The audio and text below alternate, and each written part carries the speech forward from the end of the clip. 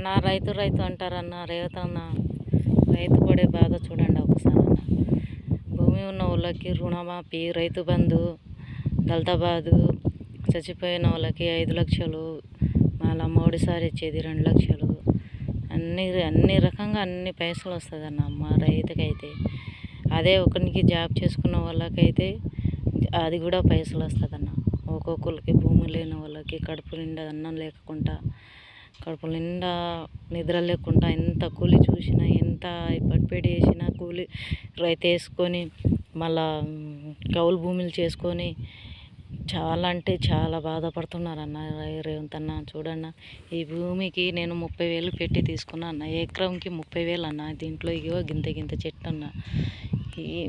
నేను పెట్టుబడి ఏం తీయాలి, రైతు కూలీ అది ఎండ్ల ఏం తీయాలో అన్నీ అర్థమవుతలేదన్న. జై హింద్.